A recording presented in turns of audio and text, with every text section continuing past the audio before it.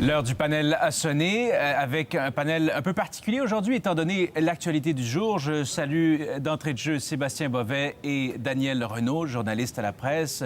Bonjour à vous, messieurs. Bonsoir. Alors, bien évidemment, bonsoir plutôt, effectivement. À 17h36, on peut dire bonsoir. Alors, Daniel, évidemment, vous êtes là à titre de spécialiste des affaires criminelles à Montréal. Vous avez été... c'est à travers vous qu'on a appris un peu ce qui s'en venait en cours de journée. Et là, je pense qu'on doit quand même prendre le temps d'établir certaines choses, notamment sur le plan chronologique. On va se fier à ce qu'aujourd'hui, M. Prudhomme a dit et affirmé au micro de Tout un matin en entrevue avec Patrick Masbourian. Voici comment ça se décline. Le 23 octobre 2017, il y a eu cet appel à maître Annick Murphy, directrice du DPCP. Vous voyez qu'ici, qu'en mars 2019, M. Prudhomme, selon lui, encore une fois, je le rappelle, il est convoqué au secrétariat aux emplois supérieurs. On lui apprend qu'il est suspendu en raison d'allégations et d'entraves et d'abus de confiance. Là, on se transporte en mars 2020. M. Prudhomme est convoqué. Encore une fois, il apprend à ce moment-là, dit-il, que la plainte qui a mené à sa suspension est liée à son appel à maître Murphy. Il y a une enquête du BEI qui ne mène à aucune accusation criminelle, mais il y a toutefois un comité d'experts qui se penchera sur une faute déontologique alléguée. En mai 2020, M. Prudhomme affirme qu'il est invité à rencontrer le comité d'experts qui ne lui pose aucune question, dit-il, avant, pendant et après cet entretien. L'été 2020 survient. Ses avocats discutent avec le gouvernement et M. Prudhomme affirme qu'on lui a fait miroiter que le processus de disciplinaire à son endroit serait interrompu s'il annonçait sa retraite. Et finalement, hier, M. Prudhomme apprend, dit-il, en soirée, que Mme Guilbeault s'apprête à lancer un troisième processus pour déterminer s'il a bel et bien commis une faute grave d'ordre déontologique. Wow! Daniel, dans tout ça, il y a beaucoup d'ombre au tableau, notamment sur la nature des reproches et des fautes qui lui sont imputées. Oui, bien écoutez, il y a une grande ombre de 16 mois. Parce que dans la chronologie, il manque quand même un gros morceau entre le fameux appel litigieux entre Martin Prudhomme et Annick Murphy et le jour où Annick Murphy décide de porter plainte contre Martin Prudhomme, c'est-à-dire le 6 mars 2019, journée où il est relevé de ses fonctions. Il s'écoule 16 mois. Et évidemment, on peut se poser la question, pourquoi avoir attendu 16 mois avant de décider de déposer la plainte? On va revenir en arrière. 23 octobre 2017, c'est 2 jours avant l'arrestation de Guy Ouellet. Pourquoi? Parce que Guy Ouellet était soupçonné par l'UPAC d'avoir coulé des documents sensibles d'une enquête majeure de l'UPAC sur le financement du Parti libéral du Québec, le projet Mâchuré. Et tout à l'heure, j'entendais Isabelle Richer qui se posait la question parce que la plainte, avec raison d'ailleurs, parce que la plainte d'Annick Murphy, c'était pour entrave et abus de confiance et ça correspond pas du tout à l'appel que Martin Prudhomme prétend avoir eu avec Maître Murphy. Donc, une autre plainte? Mais il y a un contexte, Alexis. Il y aurait, 23 octobre 2017, 2 jours avant l'arrestation de Guy Ouellet, un contexte de possibilité d'autoriser des mandats dans l'enquête sur Guy Ouellet, peut-être même des mandats d'écoute. Est-ce que ces mandats-là auraient visé Martin Prudhomme? Est-ce que Martin Prudhomme, le 23 octobre, lorsqu'il appelle Annick Murphy, celle-ci croit qu'il veut entraver le travail des policiers dans l'enquête sur Guy Ouellet, alors que lui l'appelle simplement parce qu'il veut que cesse du salissage à son endroit qui, semble-t-il, est fait par des procureurs, donc, dont Maître Murphy est la patronne. Il y a tout ça, là, toute cette période-là, ces 16 mois-là aussi. Pourquoi avoir entendu 16 mois qui sont extrêmement nébuleux? J'espère qu'un jour, on aura les réponses et peut-être éventuellement dans les prochains jours. Il y a un autre aspect aussi qui est important et je vais laisser la parole à Sébastien par la suite. Je ne veux pas prendre tout son temps, mais l'autre aspect, c'est que Martin Prudhomme a entre les mains le fameux rapport qui lui est accablant. Oui. Rapport de 27 pages. Sur 27 pages, il y a 10 pages manquantes. Que contiennent ces 10 pages manquantes? Et est-ce que c'est sur un rapport dans lequel il manque 10 pages que la ministre Guilbeault a pris la décision ce matin de décider de pousser encore plus loin le processus de destitution de Martin Prudhomme Wow. Ça aussi, il va falloir qu'on le sache à un moment donné. Et Mme Guilbeault a été très évasive, Sébastien. Oui, évasive parce qu'elle dit « je veux protéger les droits de M. Prudhomme, j'ai pas le droit de rendre public le rapport ». Puis elle a été habile aussi d'une certaine façon en renvoyant le fardeau de rendre public ce rapport sur les épaules de M. Prudhomme. Mais quel rapport il rend public, M. Prudhomme? Il rend public celui qu'il a en main, dans lequel il manque des pages, ou le véritable rapport plus étoffé? Bon, c'est toutes des questions d'ombre. C'est passionnant d'entendre Daniel parce que il raconte très, très bien l'histoire. Au point de vue politique, peut-être que la bonne nouvelle, s'il y a une bonne nouvelle pour essayer de jeter un peu de lumière sur ces zones d'ombre, c'est que la Commission de la fonction publique, c'est un tribunal quasi judiciaire. Donc, il a le pouvoir, si ma compréhension est bonne, elle a, la Commission, le pouvoir de demander à ce que des gens viennent témoigner devant la Commission et devant ce tribunal quasi judiciaire. Et donc, est-ce qu'à ce moment-là, Annick Murphy va être convoquée? Est-ce que Geneviève Guilbeault va être convoquée? Probablement que Martin Prudhomme va être convoqué aussi. Est-ce qu'à ce moment-là, on pourrait mettre un peu de lumière sur ces zones d'ombre? Peut-être que le processus va nous permettre de faire ça au cours des prochains mois.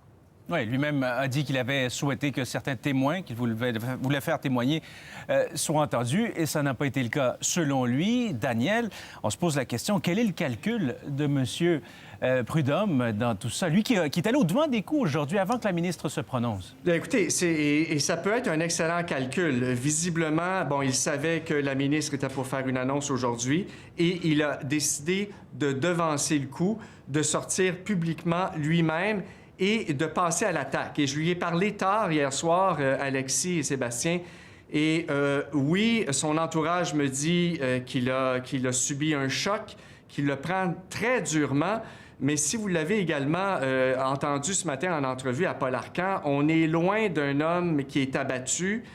On est face à un homme qui, au contraire, a décidé de contre-attaquer.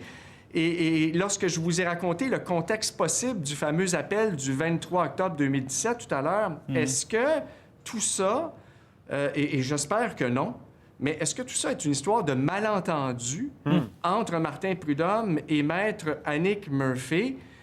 Si c'est le cas, c'est certain que M. Prudhomme, à qui j'ai posé la question hier, allez-vous poursuivre le gouvernement?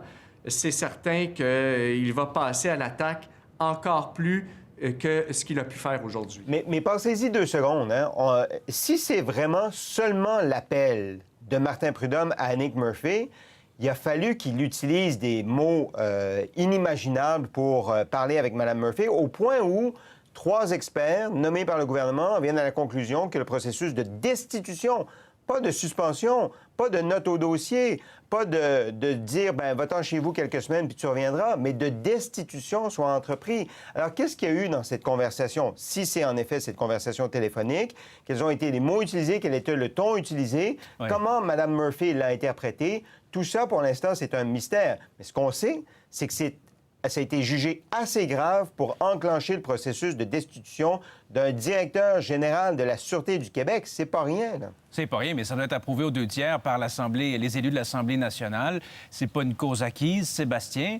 Alors, c'est peut-être ça aussi le calcul, qu'au final, ben, ça n'aura pas lieu, cette destitution. Mais comment imaginer son maintien dans les circonstances à son poste? Bien, la clé, c'est la Commission de la fonction publique. Si la Commission de la fonction publique recommande la destitution, ça s'en va au bureau du premier ministre qui, lui, présente une motion à l'Assemblée nationale recommandant la destitution. Si la Commission de la fonction publique éclaircit tout ça puis en vient à la conclusion que c'est un malheureux malentendu puis qu'il n'y a pas de fondement à destituer M. Prudhomme, attention, là, il aura certainement un arsenal avec lui pour poursuivre le gouvernement dans cette affaire-là. Mais la clé, finalement, en tout cas la clé à court-moyen terme, c'est la Commission de la fonction publique. Très bien. Alors, on attendra cette prochaine étape à quand? Bien, on ne le sait pas. Comme disait Isabelle, il n'y a pas d'échéancier à respecter nécessairement. Daniel Renaud, merci beaucoup. On vous souhaite une belle soirée. Merci pour cette participation au panel. On va souhaiter la bienvenue maintenant. Et, par magie, elle apparaît. Madeleine Blais-Morin. Bonjour, allô? Madeleine. Bonsoir. Allô. Alors, parlons maintenant de racisme systémique, puisqu'aujourd'hui, Madeleine, Ottawa a convoqué pas mal de monde en conférence Zoom, 400 personnes. J'espère que la majorité s'était mise sur mute pendant la discussion. Mais parce que, vraiment, l'heure est grave. Le gouvernement Trudeau considère qu'il y a racisme systémique dans le réseau de la santé, notamment. Parlons du message envoyé par Ottawa aujourd'hui. Le message envoyé par Ottawa, c'était une rencontre pour écouter. Ottawa avait l'impression d'avoir parlé, que des policiers avaient eu la chance de s'exprimer. Il tenait à entendre les différents intervenants dans le système de santé, mais c'est une première rencontre. Hein? Le ministre des des Services aux Autochtones, Mark Miller, disait « il faut commencer par commencer ». Donc, on est au tout début de ce processus-là. Il va y avoir une autre rencontre en janvier. Mais là, il va falloir à un moment donné qu'il y ait de l'action concrète parce qu'on a beaucoup débattu de termes, d'expression, de racisme systémique. Il y avait d'ailleurs à la rencontre le ministre québécois des Affaires aux Autochtones, le nouveau ministre, Yann Lafrenière, et ça faisait une dynamique un peu particulière parce que la rencontre, c'était pour essayer d'éliminer le racisme systémique au sein des systèmes de santé, alors que M. Lafrenière fait partie d'un gouvernement qui ne reconnaît pas le terme racisme systémique. Mais au bout de la rencontre, on a su que, selon M. Miller, que M. Lafrenière s'était engagé à avoir des mesures concrètes, à proposer de l'action. Donc, M. Miller s'entend avec lui là-dessus. Et M. Lafrenière a dit que nous savons que la tragédie survenue à Joliette n'est pas un événement isolé. Donc, on sent quand même que ce n'est pas un cas unique, la mort de Joyce Echaquan, qu'il y a eu d'autres événements empreints de racisme. Donc ça, c'est la rencontre. Il y aura des suites à tout ça et il faudra voir si on réussit à maintenir cet élan. La mort de Mme Echaquan a vraiment attristé le Québec. Il y a eu une vague d'indignation. On va voir si dans quelques mois, on est encore capable d'agir rapidement dans ce dossier-là. Avant de poursuivre, écoutons M. Trudeau, justement, qui s'est exprimé aujourd'hui en marge de cette rencontre tenue par Mark Miller. On a beaucoup fait en termes de gouvernement fédéral, mais il y a plus qu'on doit faire en tant que Canadiens. Et ça implique tous les différents ordres de gouvernement. Nous devons tous faire le travail difficile d'améliorer notre pays, de contrer le racisme systémique. Oui, contrer le racisme systémique dans le réseau de la santé. La santé, c'est une compétence provinciale. La question autochtone fédérale pèse souvent de tout son poids dans ce dossier. Il est là un peu le nœud du problème, Sébastien? Oui, parce qu'il y a des gens qui vous diraient que le gouvernement fédéral, oui, M. Trudeau veut peut-être parler de racisme systémique, mais il devrait peut-être s'occuper de problèmes plus fondamentaux avec les communautés et les nations autochtones. L'accès à de l'eau courante, l'accès à du logement digne de ce nom aussi, des choses qui sont essentiellement de juridiction fédérale. Alors, ici à Québec, on se dit, bon, c'est bien beau de vouloir discuter de racisme systémique et c'est un enjeu important qu'il faut régler, c'est-à-dire pas le racisme systémique, mais le racisme, parce que la version ici à Québec s'arrête à racisme, mais il y a aussi des enjeux, des enjeux fondamentaux comme l'accès à une qualité de vie de base. Alors, on est prêt à faire la discussion sur le racisme, à changer les choses dans la façon dont certains employés de l'État se comportent vis-à-vis des communautés autochtones, mais on n'est pas prêt encore à reconnaître ni le racisme systémique, ni la discrimination systémique qui avait été reconnue par la Commission Vient en passant, mais on veut trouver des solutions pour contrer le racisme de certains Québécois à l'égard des Autochtones. Oui, et là-dessus, sur la question des champs de compétences, Alexis, ce qui est particulier, c'est que le gouvernement fédéral veut proposer une loi, c'est dans la lettre de mandat du ministre Miller, veut proposer une loi co-écrite avec les peuples autochtones sur la santé des Autochtones. Donc là, le gouvernement québécois pourrait y voir, encore une fois, un empiètement dans les champs de compétences des provinces. Donc, même s'il y a de la bonne volonté, là, autour de la table, pour essayer d'améliorer le système, pour essayer de retirer le racisme le racisme ou les événements racistes, il y a quand même cette dynamique fédérale-provinciale où les champs de compétences, ça reste un enjeu et ça reste une préoccupation québécoise. Oui, et comme disait Sébastien un peu plus tôt sur nos ondes, il va avoir de plus en plus de fritures sur la ligne. Hein? On parle du dossier autochtone, Sébastien, mais aussi les normes fédérales en soins de santé, avec toute la question de la COVID. Oui, et ça, c'est une fin de non-recevoir de François Legault. Vous savez, François Legault, il est le président du Conseil de la Fédération, puis il a une espèce de front commun des provinces vis-à-vis du fédéral pour demander plus de transferts en santé, essentiellement en disant, on a des besoins dans les provinces, vous avez l'argent, transférez-nous de l'argent, puis on va le gérer comme bon nous semble dans nos provinces parce que c'est nous qui donnons les soins de santé. Alors, quand le gouvernement fédéral arrive avec des normes nationales pour les CHSLD, les provinces réagissent en se disant, bien, on a déjà des normes, nous, on essaie déjà de prendre soin de nos aînés. donné. Le problème, c'est un problème de ressources. Donnez-nous l'argent pour avoir les ressources. Alors, il y a cet empiètement dans les champs de compétences. En même temps, on comprend un peu ce que M. Trudeau essaie de faire. Il essaie de se positionner pour, un peu comme un bon père de famille, puis dire qu'il veut prendre soin des Canadiens. Certains diront qu'il parle plus aux Canadiens qu'au premier ministre et que cette prise de position des premiers ministres contre sa volonté n'est pas nécessairement si importante que ça à partir du moment où il fait passer le message qu'il veut s'occuper des Canadiens dans les CHSLD. Il n'y a pas, Madeleine, un parfum électoral dans tout ça? Le parfum électoral, c'est pas de se batailler avec Québec, parce que ça peut être quand même un peu dangereux. Au gouvernement, on est minoritaire. Rappelez-vous, les libéraux sont minoritaires et ils ont l'impression que la majorité, ou certains du moins, ont l'impression que la majorité passe par le Québec. Donc, se batailler avec Québec, c'est quand même un jeu dangereux quand la CAQ est encore si populaire, quand la question des champs de compétences s'est portée par le Bloc québécois, par le Parti conservateur aussi, dans une certaine mesure, à Ottawa. Donc, ça, c'est un jeu dangereux, comme dirait François Legault, de jouer sur le dossier des champs de compétences. Mais en même temps, le gouvernement fait sûrement le pari qu'il a plus à gagner, à montrer aux Canadiens qu'il se soucie des aînés. Parce qu'il y a eu cette crise quand même lors de la première vague et le gouvernement essaie de dire, regardez, nous, on est là pour essayer d'améliorer le système. C'est donc ça qui est plus important que les champs de compétences. Donc, le pari, il est là.